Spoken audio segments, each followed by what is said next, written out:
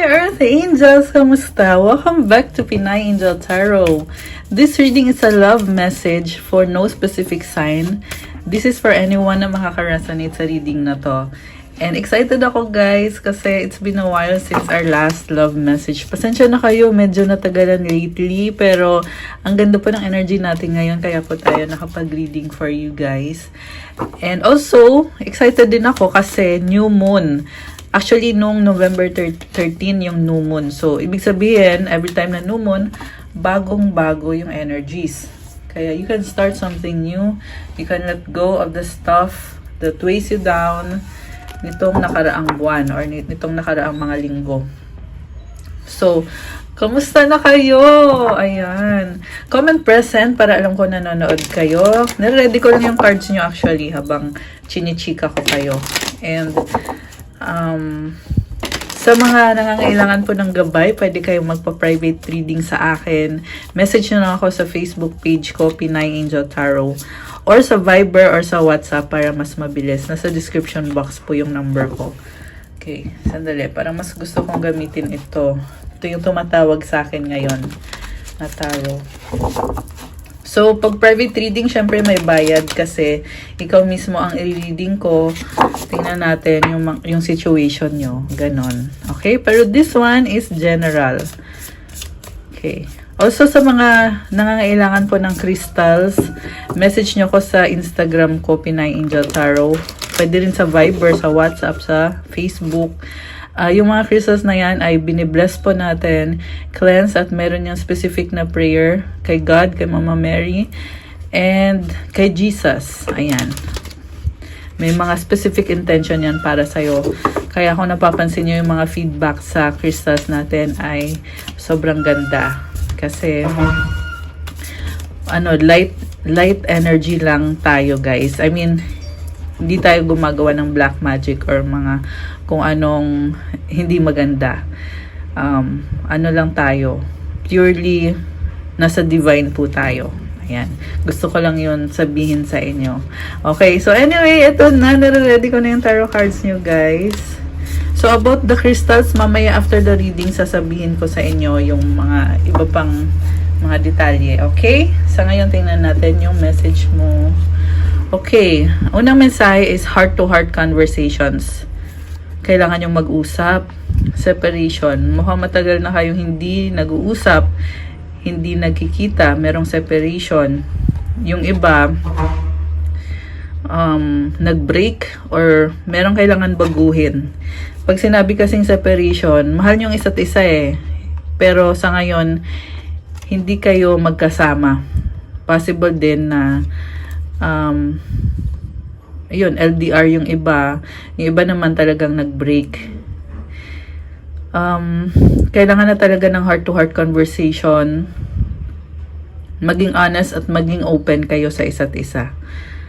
Okay, so tingnan natin yung next card. Reflection. Give each other some space at the moment. Trust and have faith that all will work out for the best.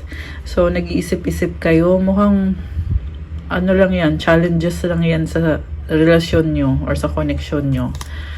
Trust, transformation occurs through acceptance. Once you accept the current situation, it will automatically transform.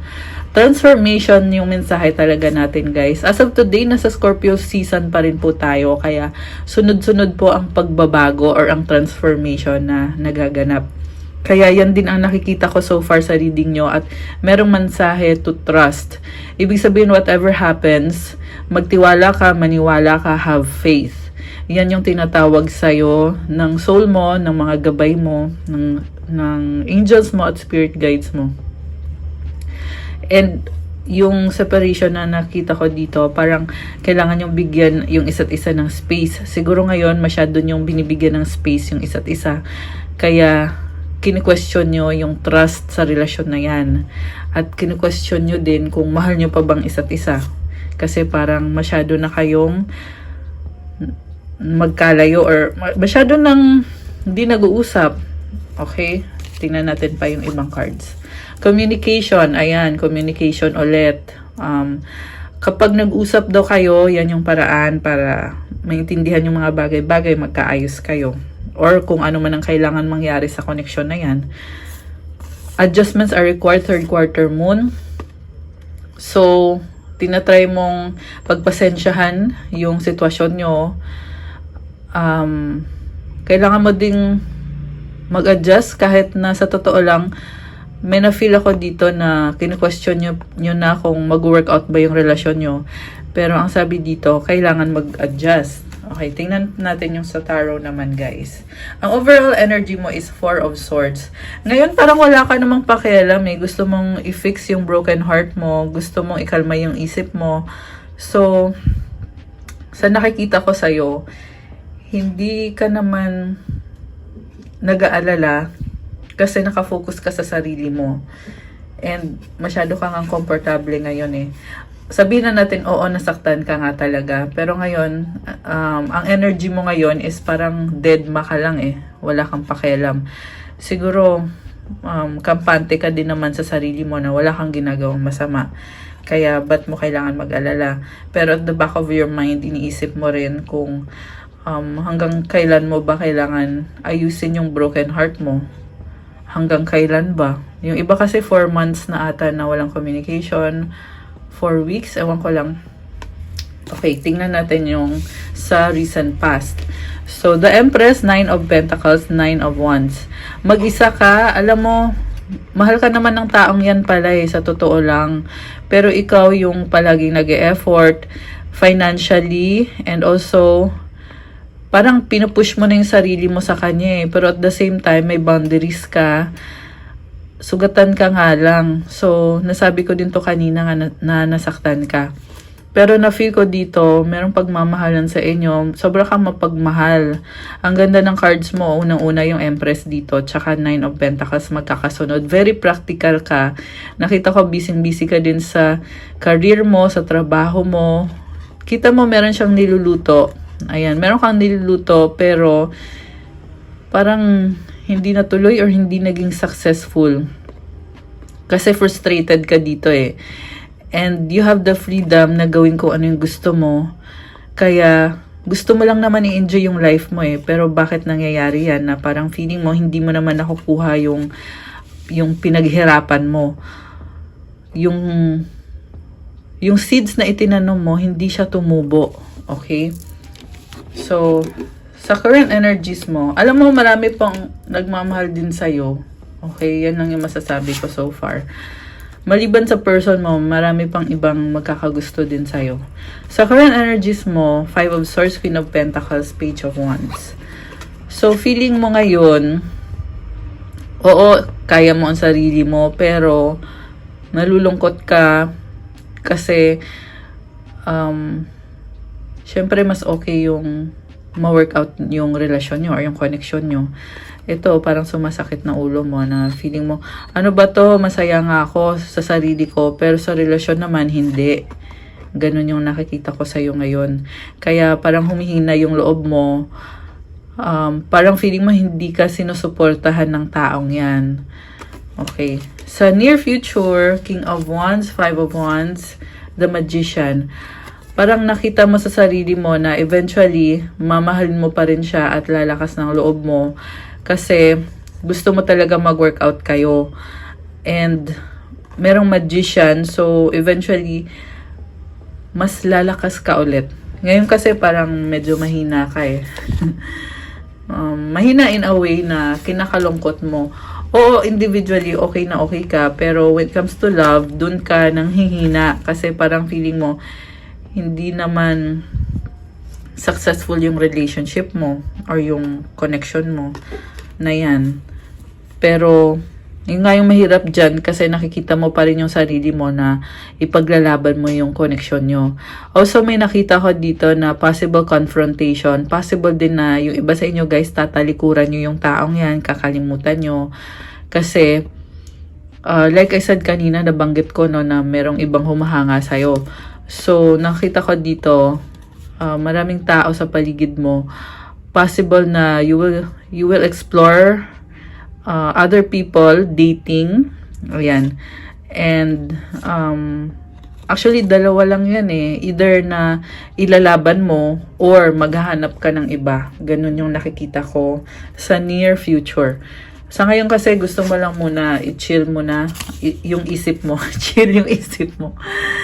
Ayan. Pero na-feel ko dito yung pagod mo kasi effort ka ng effort. Pero napakaganda ng messages so far. Very synchronized.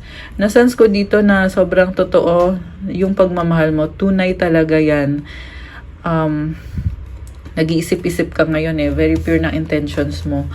Kaso nga lang, parang hindi binabalik sa'yo kung ano yung wish mo na sana mangyari sa inyo ng taong yan. Kaya ka nag-a-adjust. Ayan. Pero communication talaga ang kasagutan, guys. Ayan. Communication yung kasagutan. So, magka-clarify tayo, okay? Gamitin na natin yung isang cards. So, tingnan natin muna yung overall energy. Bakit ganon? Uy! Char! Over. Maka-uy. Okay, so, the Hermit yung lumabas na card. So, again, this is about focusing on yourself. Ang dami mo rin kasing pinag-aaralan, hindi lang naman love, love, love. Meron ka rin mga kailangan gawin para sa sarili mo. Ace of Cups. Okay, that's nice. Ace of Swords. Alam mo, meron kang bagong ideas. And magaganda to mga ideas na to. I can sense na you are manifesting something good para sa sarili mo. So, possible na magkaroon ng success sa business mo, or sa work mo, or sa career mo, or kung ano man tong pinagpaplanuhan mo. Ang ganda kasi ng energy. Kita mo yung mga ibon, oh, parang lumipad, ganon. Kasi sabi mo dito, yes, ito na ngayon ang gagawin ko. Ilalaban ko to. So, kiniklear mo yung sarili mo eh. Kiniklear mo from negativity. Kasi alam mo, marami pang magagandang pwedeng mangyari sa'yo. Ang ganda naman. Tsaka guys, kita mo merong nag-grow na halaman unti-unti. So, nagkakaugat na. Nagkakadahon-dahon na yung halaman. That means there is growth. Kahit nasabihin natin, oo, nagsisimula ka pa lang, pero nakafocus ka talaga sa sarili mo. You're doing a good job, in fact. Okay, tingnan natin sa recent past na sobrang mahal mo siya. Nakita ko dito. Mahal mo siya pero hindi ka kontento sa binibigay niya. Parang pinapa-feel sa'yo ng taong yan na palaging kasalanan mo, palaging ikaw may mali. Pero push ka pa rin ng push. Pinipilit mo pa rin kung ano yung gusto mo sa connection na yan. Nagpapakatotoo ka lang. Pero bakit ganun? Parang hindi ka niya sinusuportahan. Hindi ka niya binaback up. Bakit? Yun yung nakakalungkot na part. Kaya ikaw nahiya ka na, Page of Pentacles. Parang inisip mo, mali ba ako na ilaban ko yung sarili ko, ilaban ko yung happiness ko, yung paniniwala ko, yung katotohanan para sa akin. So, yun, medyo frustrated ka sa part na yun. Oh, ito na nga, Three of Swords, nasasaktan ka. Kasi parang pinapa-feel niya sa'yo na hindi siya responsive sa'yo. Hindi siya responsive sa'yo. Tapos ikaw naman, hindi ka kontento sa binibigay lang niya sa'yo. Mukhang meron siyang offer sa'yo, oh. Tingnan mo. Meron siyang offer sa'yo na sinasabi niya sa'yo, hey girl, ito, gusto mo ba nito? Ganito, ganyan. Pero sabi mo, hindi yan yung gusto ko. Simple lang ang gusto ko, but hindi mo magets. Parang ganon. Tapos parang sinisisi ka pa niya na, bakit mo ko inaaway? Ganon. And then, ikaw naman, parang nawawalan ka tuloy ng pag-asa. Nasans ko dito, parang nahihiya ka na iniisip mo, baka hindi niya ako type, hindi niya ako bet, baka ibang babae yung gusto nitong taong to kasi hindi naman niya ako sinusuportahan. Which is, oo, nakakalungkot. Nakakaloka! Itong reading natin. Okay, so bottom of the deck, the moon, tsaka yung tower. So, meron kailangan baguhin sitwasyon, pero nalilito ka pa, marami ka pang hindi alam sa pakiramdam mo. Kaya, pinapakiramdaman mo, ano bang dapat gawin dito ngayon? Ano bang nararapat? So, the world, this is about endings and new beginnings. May na-feel ako dito na secretly gusto mo magsimula ulit. Tinatry mo nang magsimula ulit. Andito yung the star. Seven of Pentacles, Nine of Pentacles. You are creating stability para sa sarili mo. Alam mo, nakita ko dito when it comes to finances, mag-i-improve. Ayan, kasi very practical ng energies na lumabas. Oh, wow, I love it. The Fool, taking a risk. The Justice card, ayan, palaban ka. At the same time, merong excitement. Okay, ang ganda naman ng cards natin. So, ilalabas ko to ha, kasi nagustuhan ko siya. Okay, so next, tingnan naman natin yung energies ng person na ka-deal mo. Okay, so, alam mo, nakita ko dito, nasa work siya, pero bakit parang, kasi reverse siya lumabas guys eh. So, merong negative message na, I feel like selfish tong taong to kasi, sobrang focus niya sa work. Parang ayaw niyang mag-adjust sa'yo. Ayan, kaya kayo nagkakaproblema. Merong pusa, oh. Pero baliktad siya eh. Usually, pag upright yan, ibig sabihin, under control naman niya lahat. Trabaho niya, pati yung sa connection nyo, naghihintay. Pero pag baliktad, ibig sabihin, hindi yan naghihintay. Hindi yan naghihintay. Page of Swords. Okay, nakita ko ngayon dito. Merong curiosity, pero tumalikod at naghanap ng ibang libangan na parang meron siyang ibang buhay or ibang mundo na binalikan niya. And merong something eh na yun yung pinili niya. Ayan, kaya naman pala nalungkot bigla. Kaya naman pala, ayan, sabi ko na eh, the Lovers is about making a choice, making a decision. So, matinding desisyon ang ginawa nitong taong to, Temperance. Busy-busy na siya. So, parang bigla na lang binaling niya yung atensyon niya, nawala lang siya sa eksena. Kasi, sorry, nagalaw yung camera. Okay pa ba kayo dyan? Kasi tumalikod eh. Ito siya, oh, Eight of Cups. Tumalikod, tas ito na ngayon yung sa harap niya, yung the Sun energy. Baka may kadikang Leo. Meron din dito air sign, Gemini, Libra, Aquarius, Gemini energy, Sagittarius energy, although this can be any sign. So, itong si person na to, Gemini, or actually kahit anong sign guys. Ayan. So, hindi kailangan Gemini. Binanggit ko lang kasi lumabas eh. May iba siyang pinagkakabisihan. Okay. High Priestess. Oh my goodness. Alam mo, mukhang meron talaga siyang ibang sinisikreto. Pero alam mo guys, very idealistic tong taong to. Merong Pisces tsaka Taurus energy. The Hierophant, the Wheel of Fortune, Three of Pentacles, and Three of Wands. Ayun lang. Okay, so may na-feed din ako na mukhang mahal ka naman niya. Mahal ka niya, oo. Pero hindi lang ikaw yung iniisip niya. Two of Swords and the Queen of Wands. King of Pentacles. Merong torn between two options. Pera, tapos may iba pang responsibilidad.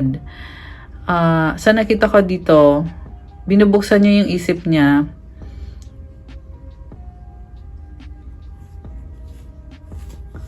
Okay.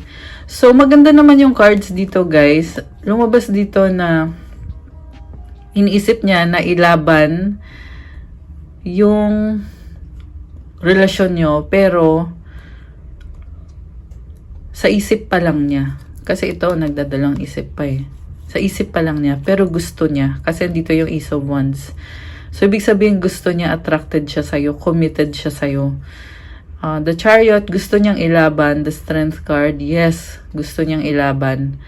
Five of Wands, tatalikuran naman niya yung isang sitwasyon niya para bumalik sa'yo. Biglaan to, Knight of Swords, the Magician, Ace of Pentacles. Mag-o-offer sa'yo ng bagong simula. Ayan.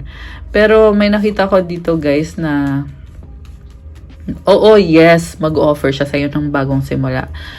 Pero anong kasabay niyan? Meron kasing lumabas dito na natatakot, na parang iniwanan mo siya, feeling niya, andito kasi yung Five of Pentacles, the Death card, Page of Wands. Okay, so, merong fear. Ayan, merong fear, pero yes, gusto niyang ilaban yung connection nyo. Kaya lang, like I said, sa isip lang niya. Okay, at least so far, yan yung nakita ko dito. So, ayan, sa isip lang niya. Ayan.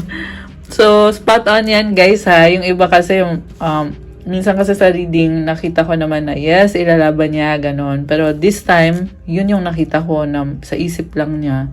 Tsaka, mukhang masikreto itong person mo. Kanina may lumabas na High Priestess, Hierophant, Wheel of Fortune. So,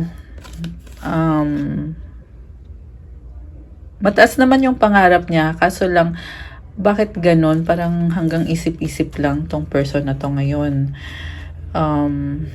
Okay, tingnan natin yung susunod na cards. Knight of Cups, Eight of Wands, Nine of Swords. So, now I can see romance, pero hanging meron pa siyang pinoproblema, kaya hindi siya makagalaw. Oh, juggling, Two of Pentacles. Sinabi ko nga kanina na may ibang mundo, tapos merong ikaw. Ganun yung energy ng person mo. So, marami sa inyo ay soulmate connection. Marami din sa inyo ay twin flame connection. Yan yung mga energies sa reading so far. So, Nine of Cups, tapos may Five of Cups. Parang alam niya na andyan ka. Okay, merong nalulungkot at umiiyak. Yes, umiiyak talaga. Oo. Ay, nakakaloka, nagiging emosyonal. Kasi nga, parang hindi nyo na alam kung paano nyo ba i-resolve tong connection na to. Ayan Five of Cups tsaka Queen of Cups. Emotional yan As in, luha talaga. Kasi mahal mo siya, happiness mo siya. So, ngayon nakita ko sa'yo, nagpapaka-practical ka na lang. Mahal mo naman talaga siya kaya iniiyak mo na lang. And then, alam mo, sa totoo lang, maganda yung nakita kong cards dito. Kaya kahit ganun na merong umiyak, pero very pure yung intention nyo, na feel ko pa rin na possible na magkatuluyan kayo ng taong yan. Okay? Pero tingnan natin yung susunod na cards. Masayahin ka, pero at the same time, andun din yung nagiging emotional din, syempre. Hindi naman sa lahat ng panahon ay masaya, 'di ba? Nakakaramdam din ng emosyon, syempre tao lang. So, ang next energies dito, the Emperor and the Six of Swords, King of Swords, the Empress. Oh my gosh. Guys! Nakakaloka! So, ang ganda ng cards dito, nakita ko possible na magkaroon ng reconciliation. Ito si Emperor, ito si Empress. Sila yung magkapares Si Empress super in love. Alam mo, nakita ko dito, ikaw to ikaw yung naging masculine energy. And sa nakita ko, galit ka. Merong galit sa'yo. Samantalang yung person mo, in love sa'yo. In love siya sa'yo, sinustok ka niya, Two of Wands, pero bakit hindi siya makagalaw? Meron siyang legacy. Parang stuck siya sa isang sitwasyon. So, kung ano man yung sitwasyon niya, parang torn siya Kanina nga lumabas yung Lover's card, 'di ba? So, mahirap sa kanya magsakripisyo, mahirap sa kanya magdesisyon. Ikaw naman, galit-galitan na. Pero ito namang taong to, chill na chill lang, pero sa totoo lang super in love siya sa'yo. Mukhang nagtitiis siya. Parang iniisip niya, gusto na kitang makasama, gusto na kitang makita. Pero hindi siya makagalaw. Malaki yung pangarap niya para sa inyo, pero bakit ganon? Hanggang pangarap lang. Kanina nasabi ko rin to na may gusto siyang gawin, pero bakit hanggang sa pag-iisip lang. So, dahil stuck siya sa isang sitwasyon, hindi siya makaalis or hindi siya makagalaw. Mukhang meron ding stress itong person na to, kaya nalilito siya. Dami niyang iniisip. Marami din siyang pinapangarap. Marami din siyang frustration sa buhay. Nine of Wands, Six of Wands. May burden pala siya Ayan, may burden siya na parang alam mo yung feeling niya, kailangan ko munang tapusin to, wala akong magagawa kasi may burden ako ngayon. Kahit mahal kita, in love ako sa'yo, obsessed ako sa'yo, pero may burden ako ngayon. So, ganun yung nangyayari. Which is nakakalungkot, no? Nakakalungkot sa totoo lang. Kasi, parang, hindi niya makuhang, alam mo yun, kasi ako naniniwala ko na kung mahal mo yung tao, pwede mong gawa ng paraan kahit may burden ka. Which is yan yung lumabas dito sa reading. Okay, pero ganun talaga eh. Ganun yung lumabas na mensahe. So, next card is Three of Cups, Seven of Swords, Six of Pentacles, Queen of Swords. So, ngayon, nagpapakasaya siya. Pero hindi niya pinapaalam sa'yo. And, ano kaya to? Kasi may nakita ko ibang tao eh. Okay. Meron siyang ex. Meron siyang ex. Merong ending dito. Okay. Possible din naman na merong hihiwalay. Oo nga. Merong hihiwalay, guys. Ayan, nagtapos. Judgment. Hihiwalay. Pero pansamantala. Okay? Kasi tingnan natin yung susunod na cards.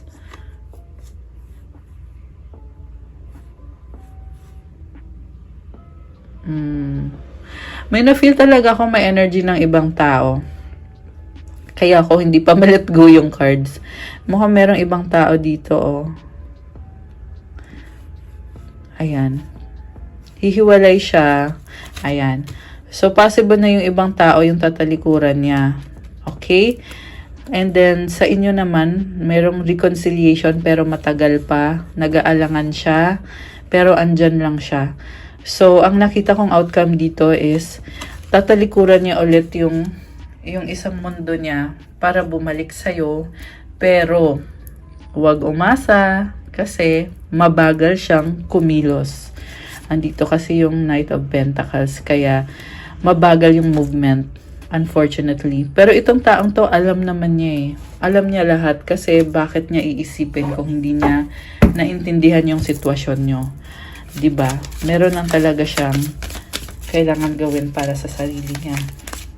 Ano ang mga energies na connected sa inyo? Kilig, much, super in love. Friend zone, BFF. So, possible na in love siya sa'yo, pero hindi niya masyadong siniseryoso. Parang iniisip niya na, tropa tayo, friends tayo, BFF tayo. Parang dinideny niya sa sarili niya na gusto ka niya. Di ba? The one. The one, ikaw yung the one para sa kanya. Pero, kasi nga, nagtitiis siya pero in love siya. Merong ex. Puro third party, Obsessed. Okay. Possible na na-obsessed sa kanya yung ex or yung third party. Kaya hindi siya makagalaw. Okay, tingnan natin.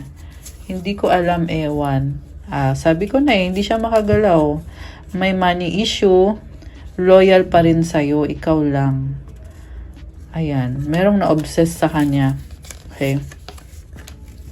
Ano pang ibang energies dito sa reading natin? Okay.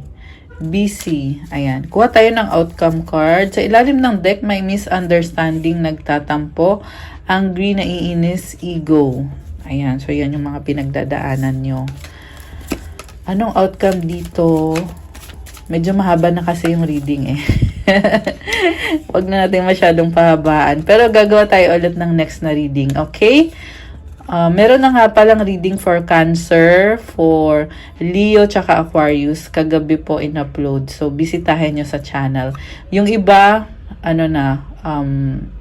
coming soon na. To follow na. Okay.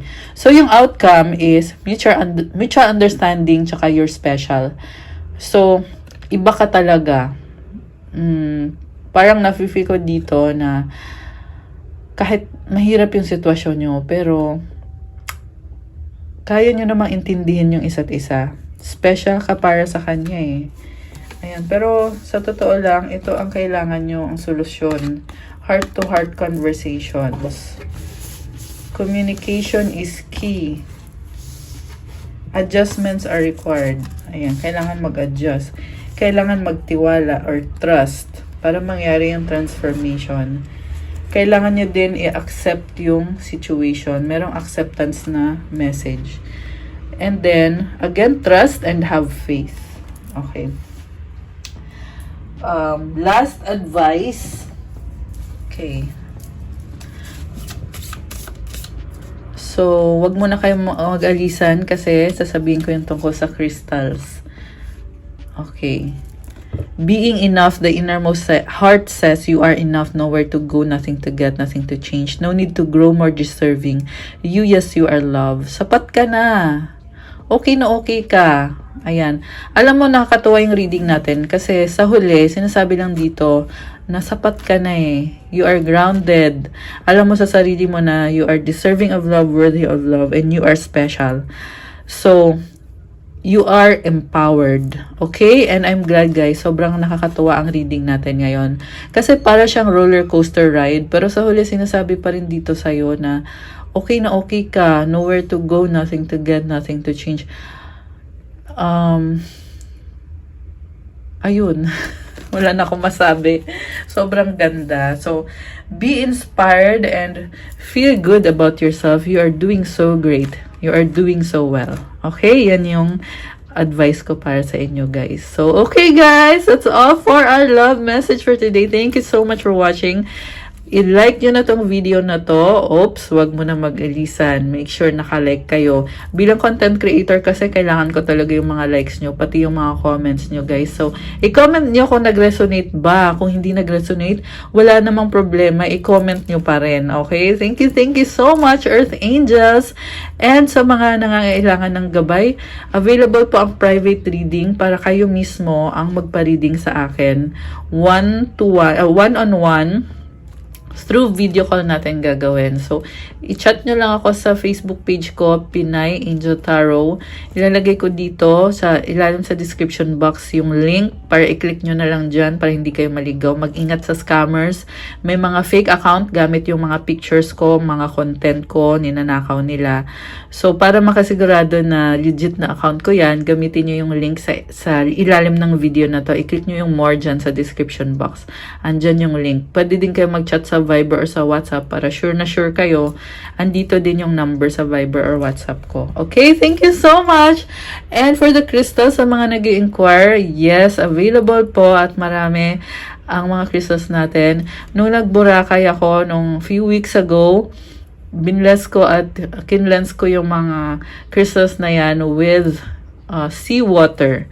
So, maganda if maka-avail kayo ng mga crystals na galing ng Boracay kasi sobrang ganda ng energy. Sa totoo lang, lahat ng crystals sa shop ko sobrang ganda. Lalo naman yung mga na-cleanse natin recently na galing ng Boracay. So, i-chat nyo ako. And lahat po ng crystals merong prayer, specific intention para sa'yo. Merong blessing with the divine light. Prayer to Mama Mary, Jesus, and to God. So, pure intentions only, and it really helps sa mga manifestation nyo.